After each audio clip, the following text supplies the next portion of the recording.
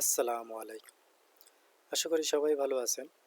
আজ থেকে আমরা ভিডিও শুরু করতে যাচ্ছি ওয়ার্ডপ্রেসের মেন ওয়েব ভিডিওগুলা, যে কিভাবে ওয়ার্ডপ্রেস ইনস্টল করতে হয়, কিভাবে একটা নতুন হোস্টিং বা ডোমেনের সাথে কানেক্ট করতে হয়, বা কিভাবে একটা নতুন ওয়েবসাইট প্রথম থেকে একদম এলিমেন্টর বা ওয়ার্ডপ্রেস ব্যবহার করে শুরু করতে হয়। এই প্রত্যেকটা স্টেপ আমরা দেখব।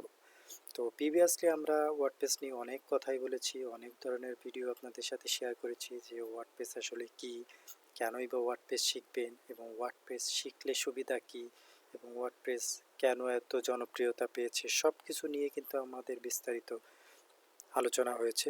তো এর মধ্যে থেকে কারো যদি কোনো কোয়েরি থেকে থাকে অবশ্যই আমাদের কমেন্ট করে জানাবেন, এবং আমরা কিন্তু একটা কোর্স আকারে এই প্ল্যানটা ছেড়েছি। তো আপনারা প্রত্যেকটা স্টেপ বাই স্টেপ ভিডিও এখানে কিন্তু পেয়ে যাবেন, কন্টেন্ট লেখা পেয়ে যাবেন। তো এর মধ্যে থেকে আপনাদের যদি কোনো কোয়েরি থাকে এখানেও কিন্তু আপনারা কমেন্ট করতে পারবেন। তো সেই হিসাবে আমি প্রত্যেক দিনের ভিডিও এখানে আপলোড করে দেব, প্লাস আপনাদের গ্রুপেও শেয়ার করে দিব। তো আপনারা এই দুই জায়গা থেকে দেখেই যে লেসনটা কমপ্লিট করবেন জাস্ট এখানে লেসনগুলো মার্ক করে মার্ক কমপ্লিট দিয়ে দিবেন। তাহলে হবে কি, আপনাদের প্রত্যেকের প্রোগ্রেসটা এখান থেকেই দেখা যাবে। যে কারো কোনো প্রবলেম থাকলে সেটাও আমি এখান থেকে দেখে নিতে পারবো। ওকে, তাহলে আমরা শুরু করি আজকে ফার্স্ট ওয়ার্ডপ্রেসের ভিডিও। তো কিভাবে ওয়ার্ডপ্রেস একটা নতুন হোস্টিংয়ে ইনস্টল করা যায়। তো এটা হচ্ছে আমার একটা ডোমেন wpfix.online, এটা একটা ডোমেন নেম। ডোমেন নেম নিয়ে আমরা লাস্ট বলেছিলাম যে ডোমেন নেম নিয়ে আরও বিস্তারিত আলোচনা করব। তো ডোমেন নেমটা নিয়ে আমি একটু কিছুটা সময় আগে কথা বলি। সেটা হচ্ছে এই যে ডোমেন নামটা দেখছেন wpfix.online। সো এটা wpfix.online.com.bd.org.net অনেক ধরনের হতে পারে। তো প্রত্যেকটা এক্সটেনশন, তার মানে এই ডটের পরে যে লেখাটা থাকে এটা এক্সটেনশন বলে, ডোমেন এক্সটেনশন। তো এই প্রত্যেকটা এক্সটেনশন ডিফারেন্ট ডিফারেন্ট ক্ষেত্রে ইউজ হয়।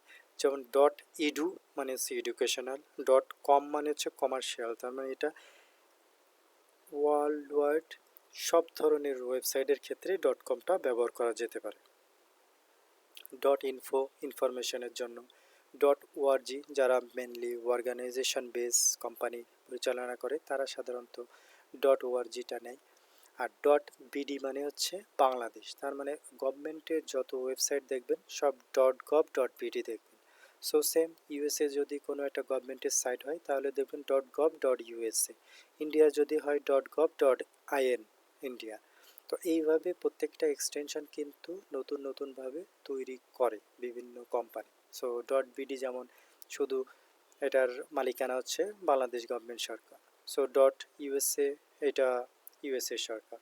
আর ডট কমটা হচ্ছে ইউনিভার্সাল, এটা যে কেউ ঘরে বসেই পারচেস করতে পারে। বা dot BD, dot com, dot USA, dot in এগুলো কিন্তু কিনতে হলে আপনার প্রপার ডকুমেন্ট বা লাইসেন্স ডকুমেন্ট কিন্তু সাবমিট করতে হবে। বা dot com, dot ORG, dot net, dot info এগুলো নিতে কিন্তু আপনার তেমন কোনো ডকুমেন্ট সাবমিট করতে হবে না। আপনি ঘরে বসেই আপনার পেমেন্ট থাকলে, তার মানে ইন্টারন্যাশনালি পেমেন্ট সিস্টেম যদি আপনার থাকে তাহলে আপনি কার্ড দিয়ে ইজিলি আপনি পারচেস করে নিতে পারবেন।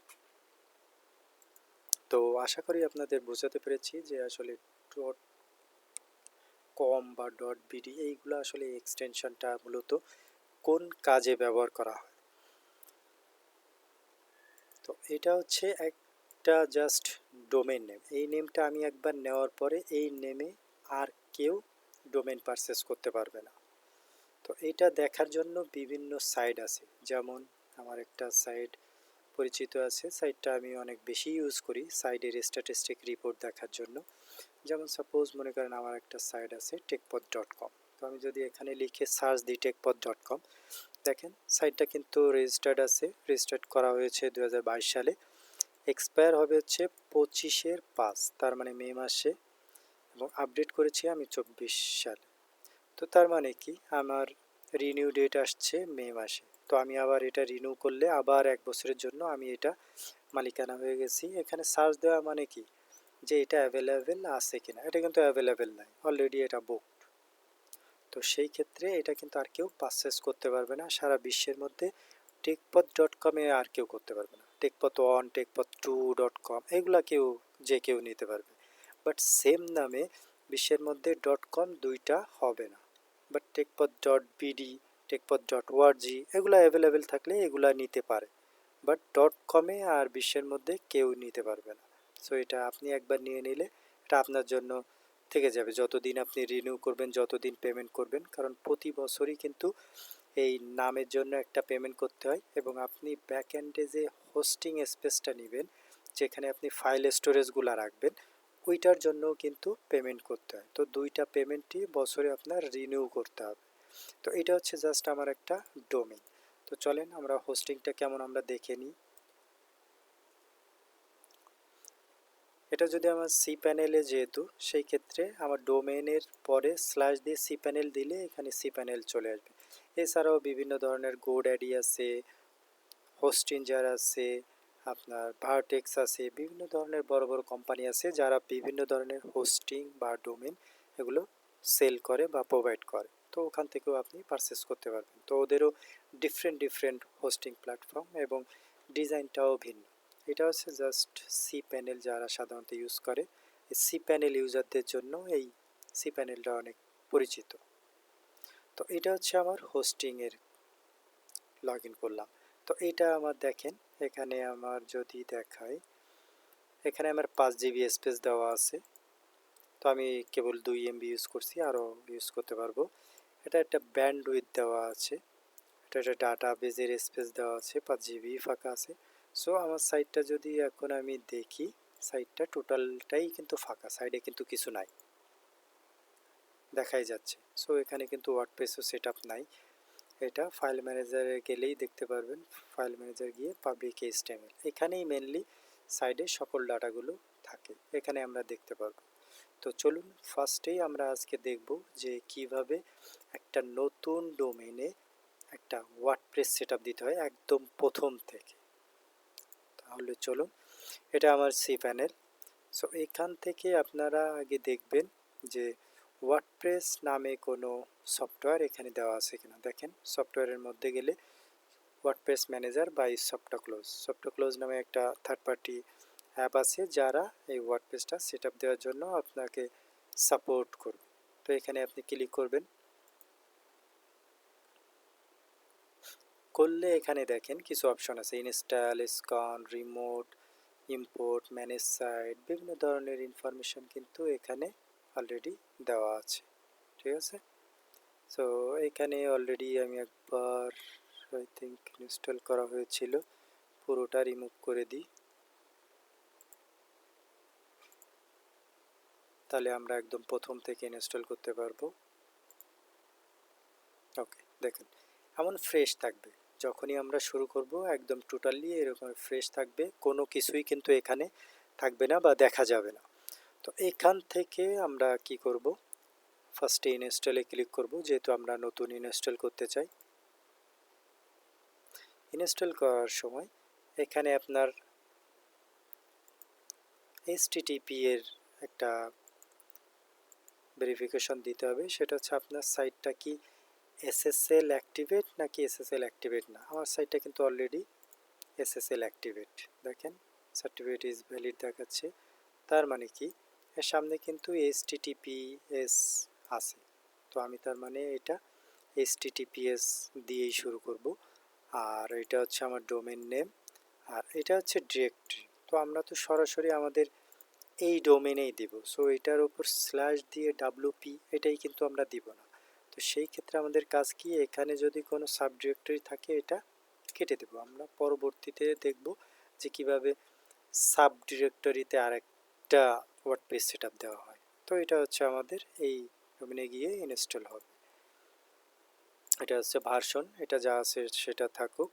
আমাদের টেস্ট ওয়েবসাইট, সাইট নেম দিয়ে দিলাম, সাইট ডিসক্রিপশন যা আছে সেটা রাখলাম। আমরা অ্যাডমিন ইউজার নেমে এখানে রাখলাম কি অ্যাডমিন। ওকে, পাসওয়ার্ডটা আমি একটা পাসওয়ার্ড দিয়ে দিই।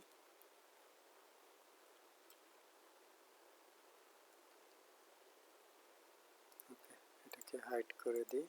তাহলে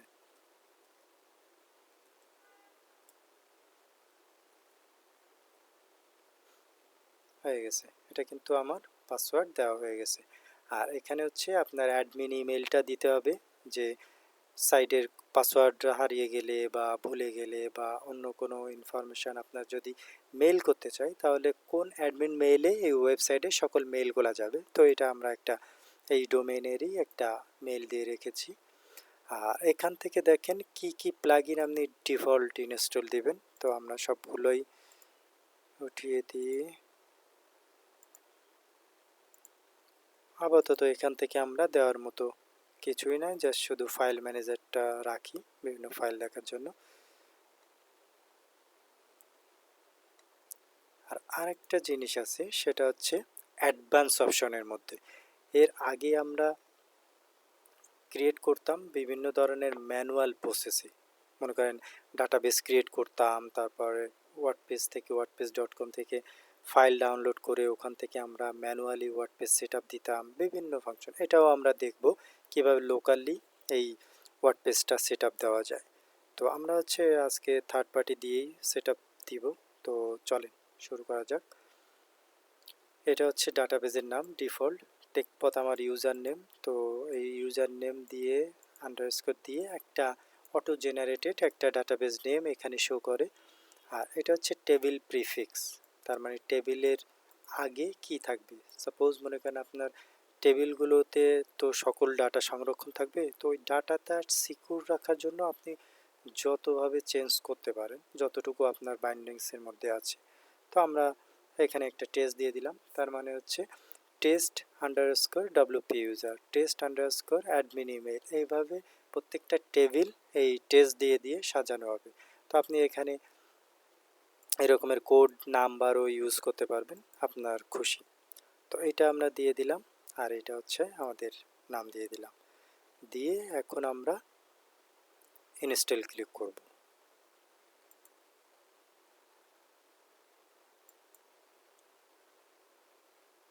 দেখেন কি বলছে, installation can not proceed because the following file already exit in the target folder. এটা আমরা টিক দিই। আমি এর আগে একবার ইনস্টল দিয়েছিলাম, সো সেখানে হয়তো বা .htaccess নামে একটা ফাইল অটো জেনারেট হয়ে যায়, ওটা হয়েছে এই জন্যই হচ্ছে না। তো আমরা জাস্ট টিকমার্ক দিয়ে কুইক ইনস্টল আবার দিয়ে দিই।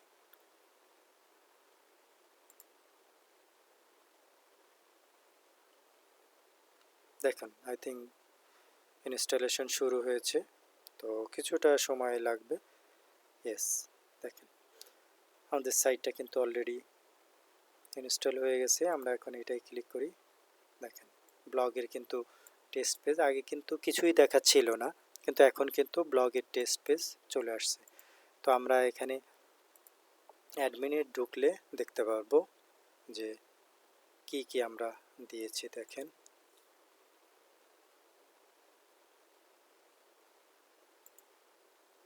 আমরা কিন্তু যে পাসওয়ার্ড দিয়েছিলাম এই পাসওয়ার্ড দিয়েই কিন্তু আমাদের এই ওয়ার্ডপ্রেস অ্যাডমিন ড্যাশবোর্ডে কিন্তু ঢুকতে হবে। আর এটা আপনাদের বলে রাখি যে ওয়ার্ডপ্রেসের ডিফল্ট যত ওয়েবসাইটই হয়, আপনার ডোমেইন নামের শেষে WP-অ্যাডমিন দিলেই লগ ইন প্যানেল চলে আসে। তারপরেই আপনি ওখানে লগ ইন প্যানেল দিয়েই আপনি অ্যাডমিন ড্যাশবোর্ডে ঢুকতে পারবেন। তো এই পর্যন্ত। আপনাদের যদি কারো কোনো বুঝতে সমস্যা হয় অবশ্যই কমেন্ট করবেন, তাহলে আমরা এটা আবার রিক্যাপ করব, অথবা যার যেখানে প্রবলেম আমরা ওটা সলভ করার চেষ্টা করব। তো এটা হচ্ছে আমাদের ওয়ার্ডপ্রেসটা সেট আপ হয়ে গেল। আমাদের কিন্তু এখন যদি ডিরেক্টরিটা রিলোড দিই, দেখেন এখানে কিন্তু কোনো ফাইলই ছিল না, অটোমেটিক দেখেন এই তিনটা ফোল্ডার কিন্তু অটো জেনারেটেড হয়। আর এগুলো হচ্ছে সব PSP ফাইল। WP অ্যাডমিন, এটা হচ্ছে অ্যাডমিনের সকল ডাটা এখানে থাকে। WP কন্টেন্ট, এখানে যত ইমেজ ভিডিও অডিও যা যা আমরা আপলোড করি সবই কন্টেন্টের মধ্যে থাকে। আর WP ইনক্লুডের মধ্যে আরও বিভিন্ন থার্ড পার্টি বিভিন্ন ধরনের ফাইল এর মধ্যে সংরক্ষিত থাকে। তো এটা কিন্তু অটো জেনারেটে আমাদের সব ফাইল কিন্তু সেট আপ হয়ে গেল ওই থার্ড পার্টি টুলসের মাধ্যমে। আমাদের কিন্তু ম্যানুয়ালি কোনো ডাটাবেসও ক্রিয়েট করতে হয় না, কোনো ফোল্ডার বা ফাইলও ডাউনলোড করতে হয় না, অটোমেটেড কিন্তু আমরা ওয়ার্ডপ্রেস সেটআপটা দিয়ে দিলাম। তো আমরা এখানে বেসিক কিছু সেটআপ দেখব, যে একটা ওয়ার্ডপ্রেস সাইট শুরু করার পরে আমাদের ফার্স্টেই কিছু বেসিক সেটআপ দরকার। এই বেসিক সেটআপগুলো আমাদের অবশ্যই চেক করে তারপরে কাজ শুরু করতে হয়। মনে করেন আমার এইটা একটা ডোমেইন, তো এইটাই আমি তো জাস্ট কেবল সাইটটা শুরু করেছি। তো সাইটটা শুরু যখন করেছি, অবশ্যই আমি বিভিন্ন ধরনের টেস্ট ইমেজ আপলোড করব, টেস্ট ওয়েবসাইটের পেজ ক্রিয়েট করব, টেক্সট টেক্সট দিব, তার মানে ডামি টেক্সট যাকে বলে। এগুলো দেওয়ার সাথে সাথে কিন্তু গুগল পিক করে নেবে, কারণ গুগলের রোবট কিন্তু অলওয়েজ বিভিন্ন সারা বিশ্বের সকল ওয়েবসাইটে কিন্তু ভিজিট করে কন্টেন্ট নেওয়ার জন্য। তো আপনার এই সাইডের ইউআরএলে যখনই আসবে, তখন কিন্তু সাইডের ওই টেস্ট পেজ থাকলে টেস্ট পেজ নিয়ে চলে যাবে, বা কোনো ইমেজ আপলোড থাকলে এটা কিন্তু অটোমেটিক নিয়ে নেয়। তো আপনি যদি এখানে বলে দেন যে না, আমার সাইট থেকে এই মুহূর্তে কোনো ডাটা গুগলে পাবলিশ করো না, যেহেতু আমার এটা এখনও লাইভ হয় নাই, লাইভ যখন হবে তখন এটা নিয়ে নিলে হবে।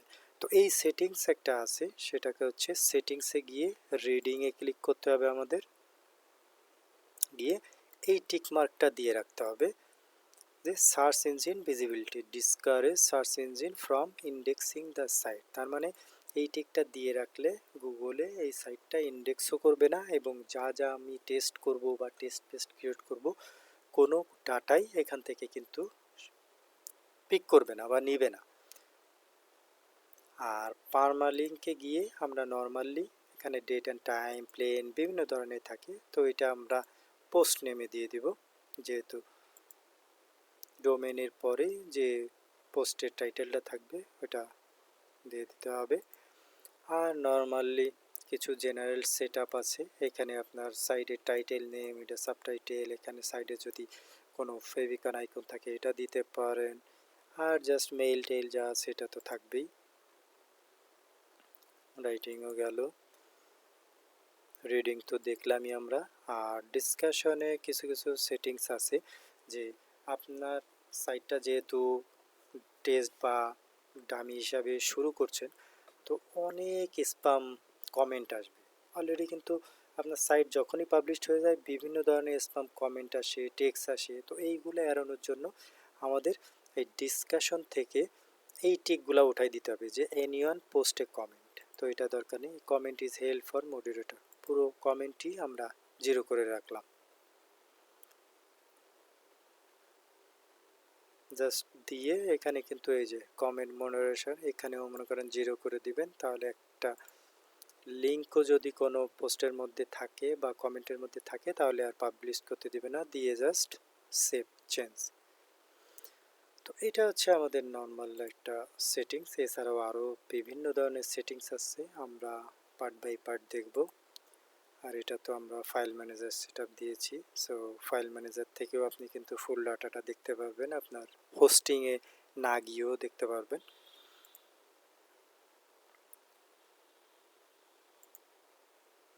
ওকে, তো এটা হচ্ছে আমাদের এই ফার্স্ট স্টেপ কমপ্লিট হলো, যে কিভাবে ওয়ার্ডপ্রেস আপনার একটা হোস্টিংয়ের সাথে একটা ডোমেইনে কানেক্ট করে আমরা কিভাবে ওয়ার্ডপ্রেস সেটআপ দিই। তো আশা করি আপনারা বুঝতে পেরেছেন যে কিভাবে ওয়ার্ডপ্রেসটা সেটআপ দিতে হয়। তো ওয়ার্ডপ্রেসটা কিন্তু লোকালিও সেটআপ দেওয়া যায়।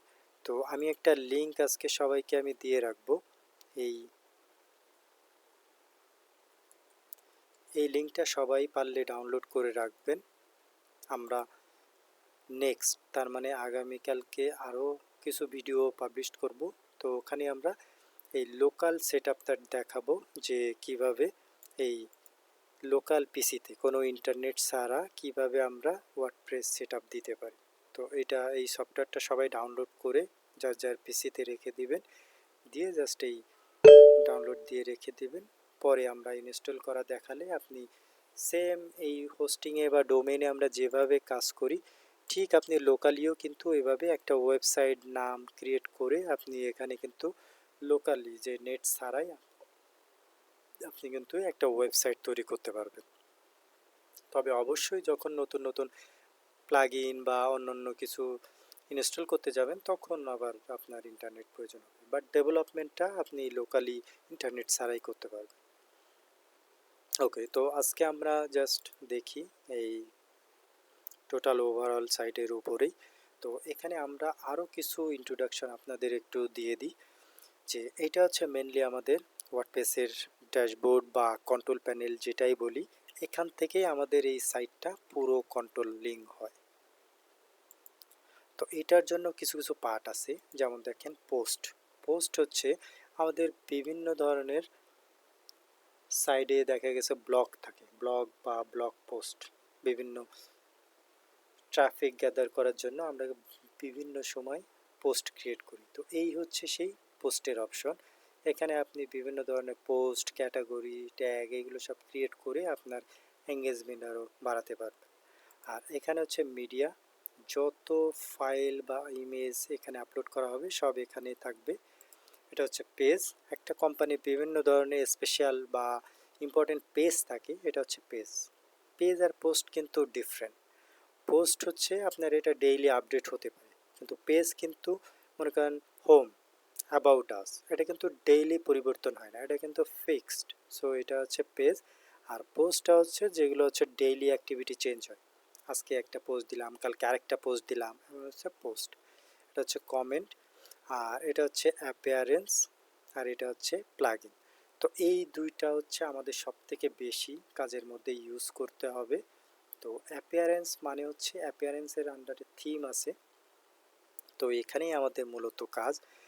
আমরা যদি কখনো কোনো একটা থিম ইনস্টল করতে চাই বা কোনো একটা প্লাগইন ইনস্টল করতে চাই, এই দুইটা জিনিস আমরা সব থেকে বেশি ইউজ করব। তো চলেন আমরা দেখে নিই কীভাবে একটা সাইডে, আমার সাইডে কিন্তু কোনো ডাটাই নেই, তো আমি যদি এখন ফ্রি, ওয়ার্ডপ্রেস আসলে কেন ইউজ করে, এই ফ্রির জন্যই। আপনি ফ্রি হাজার হাজার থিম পেয়ে যাবেন। এখানে অ্যাপিয়ারেন্সে গিয়ে থিমে দেখেন, তারপরে অ্যাড নিউ থিম দেন, দিলে দেখুন এখানে প্রায় 7,000-এর মতো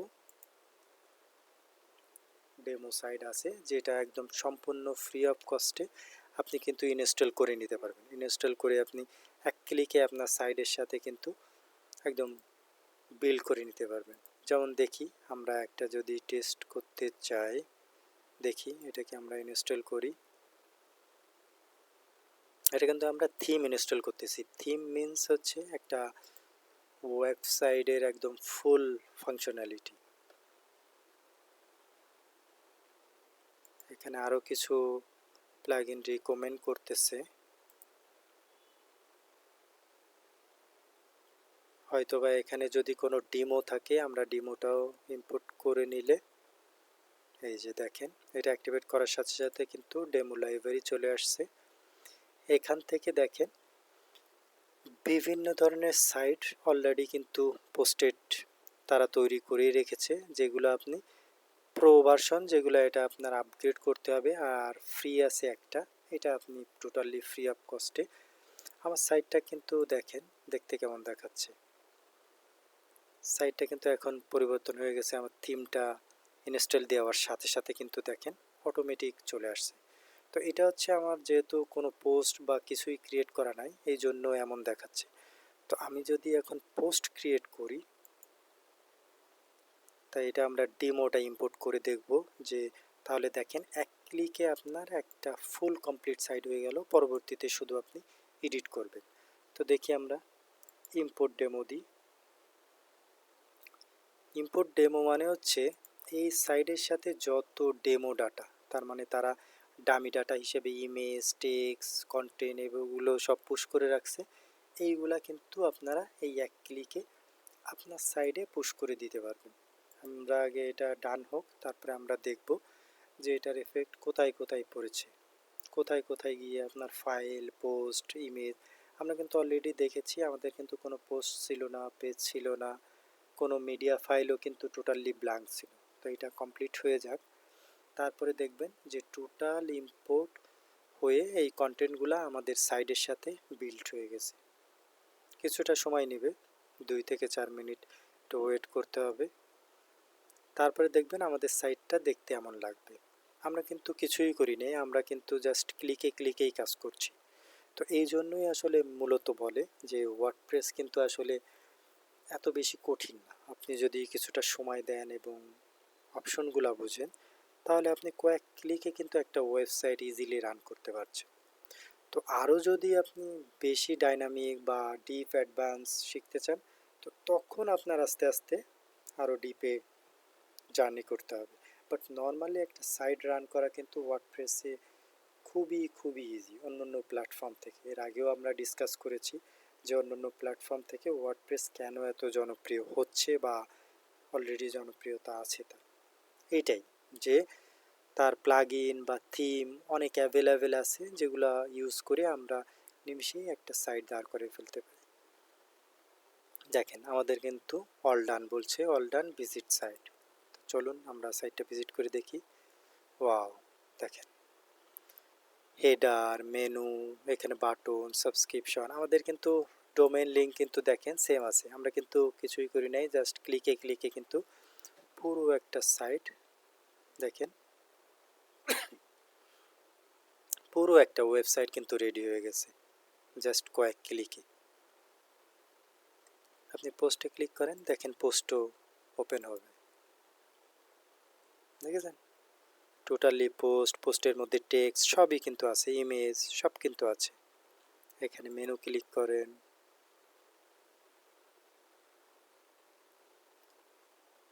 টোটাল ওই ওয়েবসাইটের ডাটা কিন্তু আমাদের সাইডে ইম্পোর্ট হয়ে গেছে। এবার চলুন আমরা একটু দেখি যে আসলেই ইম্পোর্ট হয়েছে কিনা। আমরা কিন্তু পোস্ট পুরো ফাঁকা দিয়ে রেখেছিলাম, দেখেন 15টা পোস্ট অলরেডি পোস্ট হয়ে গেছে। আমরা এবার মিডিয়াতে যাই, দেখেন কত ইমেজ আপলোড হয়েছে, এগুলো কিন্তু আমাদের আপলোড করা ছিল না। পেজে যান, এখানে কিন্তু পেজ মাত্র 2টা পেজ ছিল, অলরেডি কিন্তু 4-5টা পেজ হয়ে গেছে। তো এভাবেই কিন্তু আমরা টোটালি একটা সাইডের ডেমো ইজিলি আপলোড করতে পারি। তো ডেমো কিন্তু আবার সব সাইডে পাবেন না, যারা যারা মেনলি থিম ডেভেলপ করে ফ্রি এখানে রিসোর্স হিসাবে ছেড়েছে এবং তারা যদি ডেমো এর সাথে ইনক্লুড করে তাহলেই ডেমো পাবেন। আদারওয়াইজ আপনার থিম ইনস্টল দিয়ে পেজ বা স্ট্রাকচার আপনার হাতে ধরে ডিজাইন করতে হবে। তো এইটা হচ্ছে আপনার ইজি প্রসেস, যে জাস্ট দেখেন আমাদের কত সময় লেগেছে, 10 মিনিট কি 15 মিনিট। 15 মিনিটে এত সুন্দর একটা সাইট কিন্তু আমরা তৈরি করে ফেলেছি আমাদের ডোমেইনে।